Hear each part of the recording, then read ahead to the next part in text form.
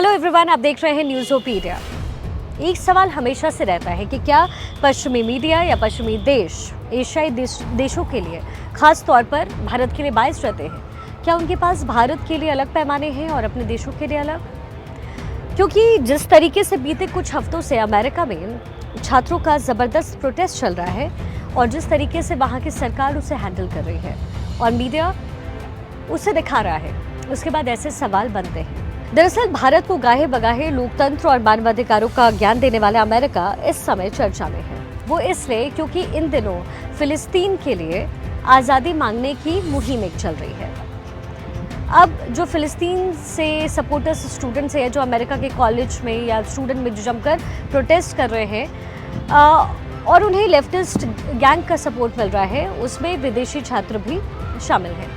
इन students की मांग है कि उनकी यूनिवर्सिटी और कॉलेज इजराइल से हर तरह के फाइनेंशियल जो रिश्ते हैं वो तोड़ दें, इजराइल से डोनेशन लेना बंद कर दें, इजराइल की जो स्टेक्स हैं या उनके कॉलेज ने जो इजराइल की कंपनी में शेयर रखे हैं वो बेच दें, और सिर्फ इजराइल नहीं बल्कि किसी भी यहूदी संस्था या यहूदी व्यक्ति के साथ किसी भी तरह के रिश्ते या कारोबार ख़त्म कर दें, उनका बाइकआउट कर दें, ताकि इजराइल गाजा में हमला करना बंद कर दे। अब शुरुआत में तो यूएस के एडमिनिस्ट्रेशन ने इसे जनरल सामान्य प्रोटेस्ट समझ करके होने दिया, लेकिन बाद में जब ये चीज़ें क्लासरूम के साइलेंट प्रोटेस्ट से आगे बढ़ने लग गई और निकल करके कॉलेज परिसर में हड़कंप मचने लगा, पुलिस पर हमला करने और तोड़फोड़ पर आ गई, तो फिर पुलिस ने जाहिर है अपने ताकत का इस्तेमाल करना शुरू कर दिया।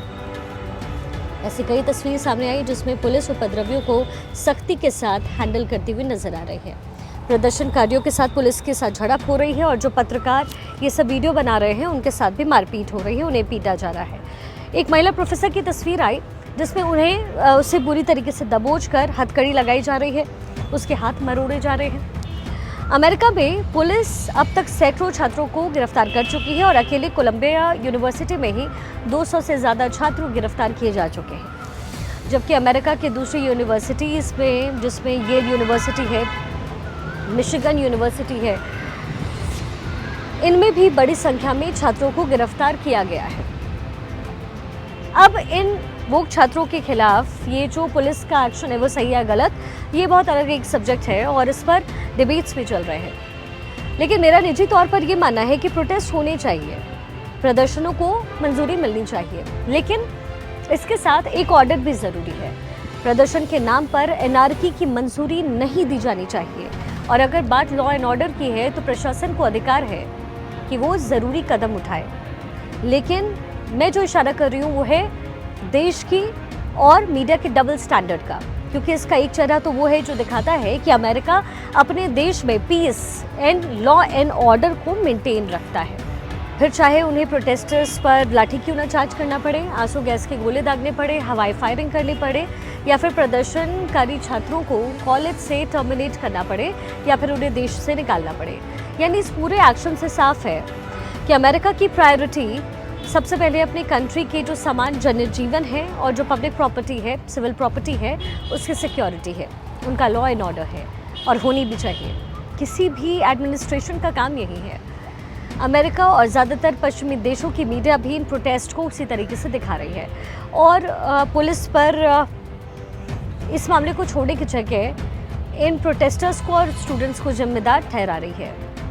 वो इनको विलेन दिखा रही है एक तरीके से। लेकिन जब बात भारत की आती है तो सब कुछ उलट जाता है अमेरिका के लिए। क्यों?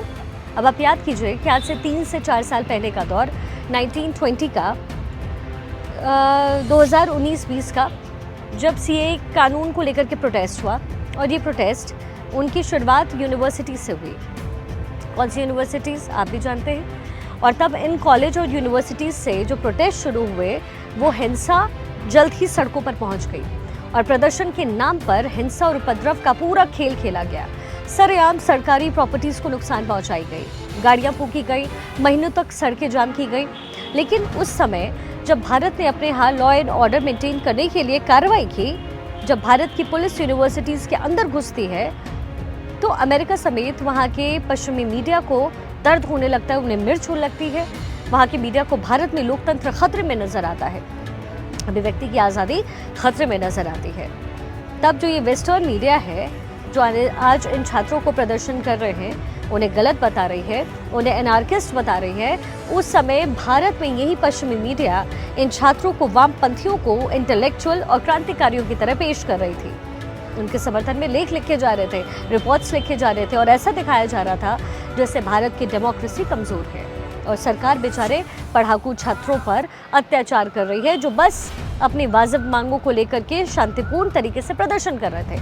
लेकिन आज उसी मीडिया को, अमेरिका की जो मीडिया है, उसे अमेरिका में जो प्रोटेस्ट चल रहे हैं उसे शांतिपूर्ण नजर नहीं आ रहे और इसलिए वो पुलिस के सपोर्ट में है कि हाँ भाई, ऐसा एक्शन होना चाहिए। आज भी जब इन सूडो सेक्युलर को कोई एंटी इंडिया प्रोपेगेंडा सर्कुलेट करना होता है तो फिर यूएस की मीडिया हाउसेस की मदद लेते हैं और मीडिया हाउसेस तैयार रहते हैं बिना सरकार का पक्ष जाने, बिना हिंदुस्तान के अंदर आए, बिना उन्हें समझे हुए दूर बैठ कर के अपने रिपोर्ट्स लिखते हैं और भारत के खिलाफ माहौल बनाते हैं। मीडिया तो मीडिया, वहाँ की सरकारें भी जब तक मानवाधिकार को लेकर भारत को सीख ना दे मानते नहीं हैं, लेकिन जब अपने पर बीते तो यही so called propaganda activist America की यूनिवर्सिटीज़ पर जब कब्जा कर रहे हैं तो अमेरिका को लॉ एंड ऑर्डर की चिंता सता रही है। सारे मानवाधिकारों को एक तरफ रख दिया है अमेरिका ने और दूसरी तरफ एक्शन ले रहा है। जब भारत में ऐसी नौबत आई तो ये अमेरिका जो है खाली नसीहत दे रहा था, टिप्पणियां कर रहा था और आज हर कोई अमेरिका के इस डबल फेस को देख रहा है, महसूस कर रहा है। हमारा सिर्फ इतना कहना है कि अगर आपके लिए लॉ एंड ऑर्डर ज़रूरी है, फिलिस्तीन के समर्थन वाले छात्रों पर कार्रवाई हो सकती है, तो फिर जब भारत ऐसे प्रोटेस्ट के खिलाफ एक्शन लेता है, वो अपने लॉ एंड ऑर्डर को मेंटेन करने के लिए एक्शन लेता है, तो फिर आपको मिर्च क्यों लगती है? तब आपको मानवाधिकार क्यों याद आते हैं? तब यही पश्चिमी मीडिया लोकतंत्र के नाम पर एनआरकी की पैरवी करती है। प्रोपेगेंडा चलाने वालों को सो कॉल्ड इंटेलेक्चुअल कह करके पेश किया जाने लगता है और ये माइंडसेट बदल जाएगा, इसकी उम्मीद भी कम ही है।